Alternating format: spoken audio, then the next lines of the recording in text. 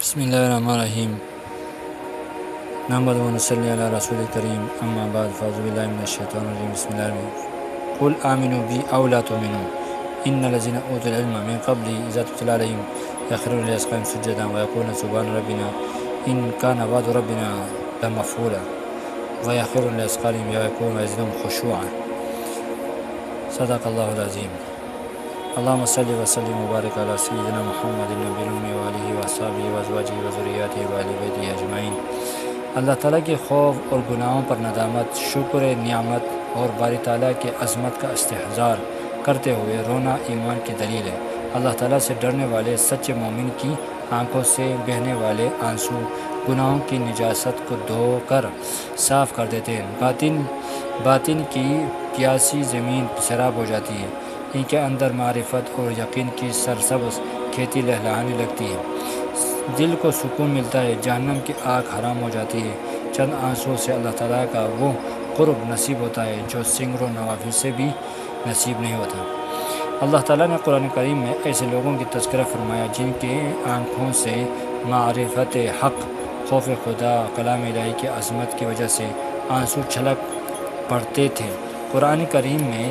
ان اہل علم کا ذکر ہے جو قرآنی آیات سن کر روتے ہوئے سجدے میں گر پڑتے تھے۔ ارشاد خداوندی ہے قل آمنوا بی او لا تؤمنوا ان الذین اوتوا العلم من قبلہ اذا یتلی علیہم یخرون للاذقان سجدا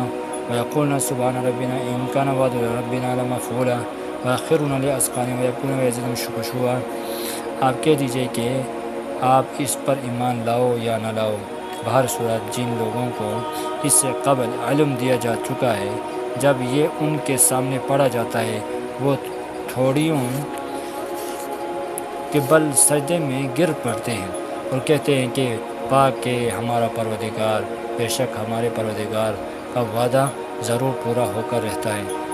اور تھوڑیوں کے بل گرتے ہیں روتے ہوئے، اور یہ قرآن کا خشوع اور بڑھا دیتا ہے۔ سرور دو عالم صلی اللہ علیہ وسلم کی مختلف حدیث میں بھی خشیت الہی کی وجہ سے گریہ و بکا کی فضیلت بیان کی۔ حضرت ابن عباس رضی اللہ تعالیٰ عنہ سے روایت ہے کہ میں نے رسول اللہ صلی اللہ علیہ وسلم کو یہ فرماتے ہوئے سنا، عینان لا تمسہما نار، عین بکت من خشیت اللہ وعین باتت تحرس فی سبیل اللہ۔ دو آنکھوں کو آگ نہیں چھو سکے گی، ایک وہ آنکھ جو اللہ تعالیٰ کے خوف سے روتی ہو،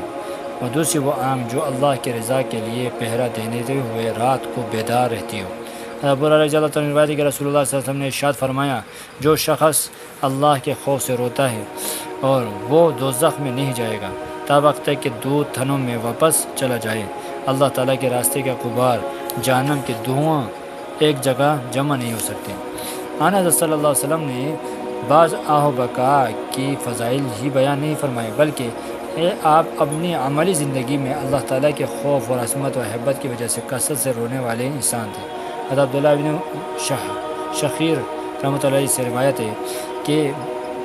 میں نے رسول اللہ صلی اللہ علیہ وسلم کو نماز پڑھتے ہوئے دیکھا، آپ کے سینے میں شدت گریہ کی وجہ سے ایسی آواز نکل رہی جیسے ہنڈیا کے ابلنے کی آواز ہوتی ہے۔ علماء نے رونے کی کئی قسمیں بیان فرمائی ہیں، ہم ان اقسام کو مختصر اور وضاحت اور بعض اقوال و حکایہ کے ساتھ ذیل میں درج کرتے ہیں۔ اللہ کے خوف سے رونا،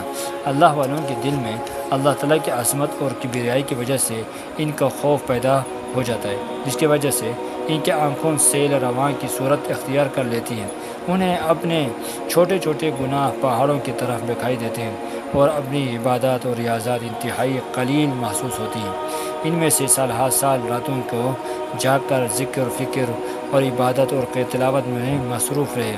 لیکن ان کے باوجود دنیا سے رخصت ہوتے ہوئے ان کی زبان پر یہی تھا، ما عبدنا کا حق عبادتی کا، اے اللہ معاف کر دینا، ہم سے تیری عبادت کا حق ادا نہیں ہو سکا۔ یہ لوگ دنیا اپنا سب کچھ اللہ تعالیٰ کی راہ میں لٹا دیتے ہیں، پھر بھی اس سے خوف سے روتے رہتے ہیں کہ پتہ نہیں کہ اللہ تعالیٰ کی بارگاہ میں یہ قبول بھی ہوا کہ یا نہیں۔ تلاوت کے وقت رونا، یعنی جن لوگوں کے دل میں کلام اللہ کی عظمت ہوتی ہے اور ان کے سینے ایمان کے نور سے منور ہوتے ہیں، انہیں یوم جزا کی گرفت رب ذوالجلال کی کبریائی بے نیازی کا احساس ہوتا ہے، اور